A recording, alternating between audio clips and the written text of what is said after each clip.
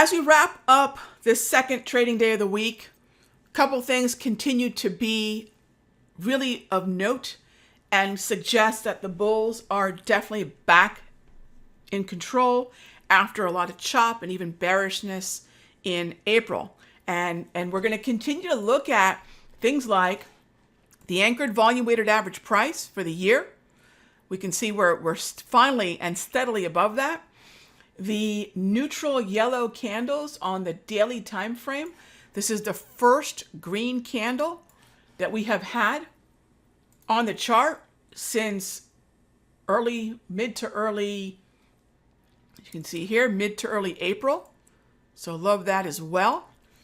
So everything that we would want to see for the S&P to show signs of bullish life is in tune. And the reason I pick out the levels in terms of what we need to cross, what we need to stay above is if I have a measuring stick, we know when, for example, if this green candle tomorrow in the NASDAQ starts to go yellow, that tells us we're starting to sink back into the previous range.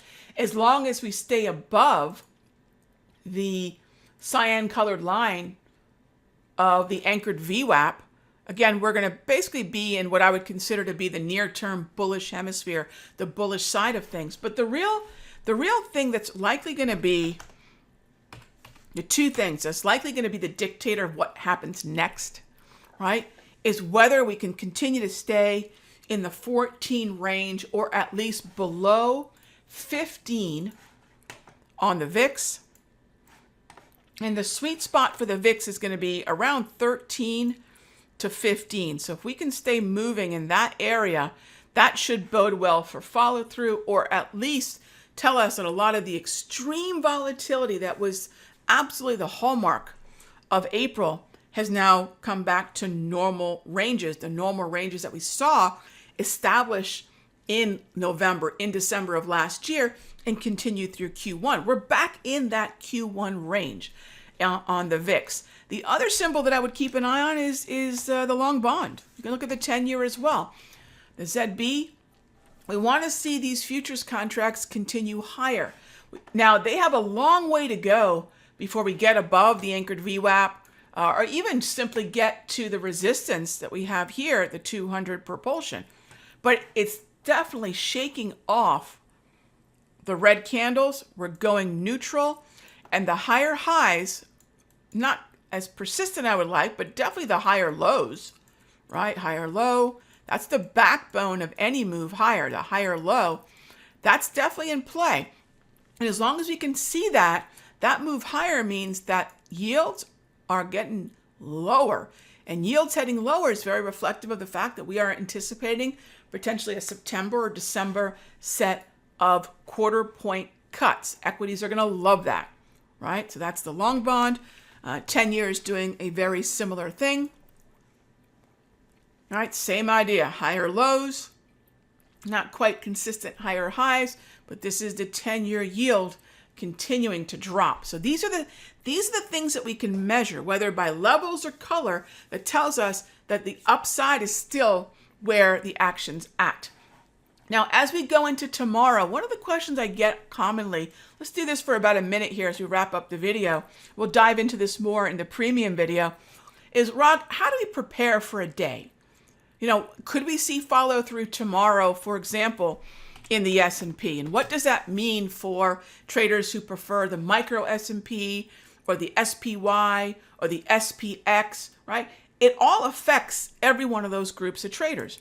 So if I take a look at the entire S&P, well, I'm taking a look at about 9 a.m., 9:15 a.m. to just after the close when I'm recording this. It's 4:25 p.m. right now.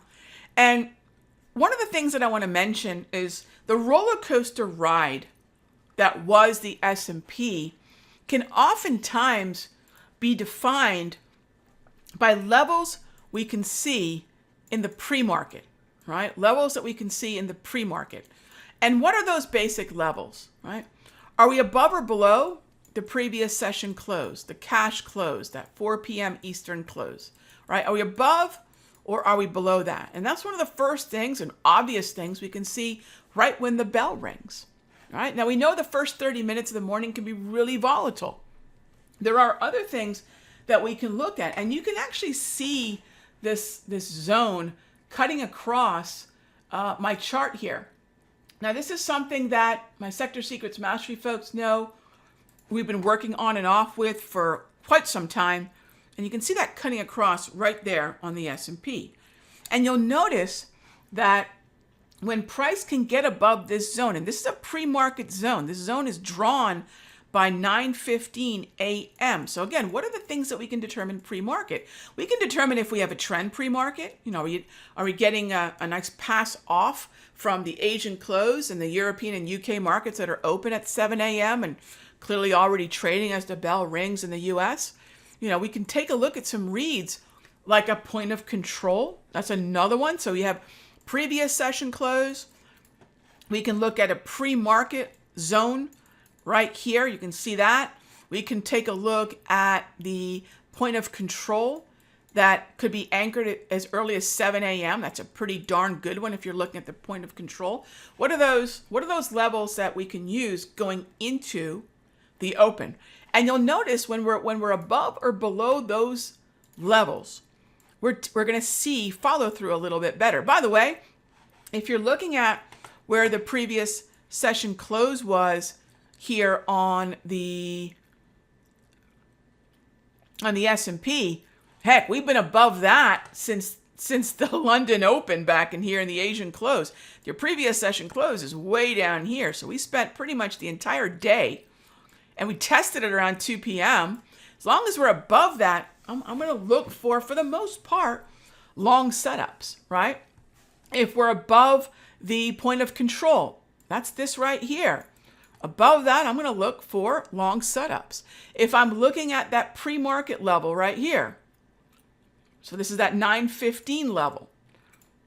Again, it's a lot easier when we have lines in the road, right? So tomorrow, when you start your morning off, ask yourself, where are those lines in the road? There are many of them. I like to use the 200 propulsion. I think some of the most basic ones you can use would be a 7 a.m. anchored point of control. And the most basic is, are we above or below that previous session close? Okay, gang, that's a wrap. We want to have a game plan for when the bell rings, not put our game plan together after. We want a game plan right when the bell rings. So as we go through the clearing period, we can make observations about whether it's bullish or bearish as we go through, not just the morning, but the entire trading day. And you can see how we sliced and diced through not just the point of control, but also this zone in here throughout the day. And so when you have a day like that, this is not a trending day per se, but it certainly was bullish and stayed above the previous session close all day, right? So keep an eye on those, and I'll see you all in the next update. Hey traders, Raghee from Simpler Trading. Thank you so much for watching this video. Be sure to leave a like and a comment below. And remember, subscribe and click the bell icon so you'll get notified of the next update. And when you're ready to join me for live trading, be sure to head on over to simplertrading.com. I'll see you in the next update.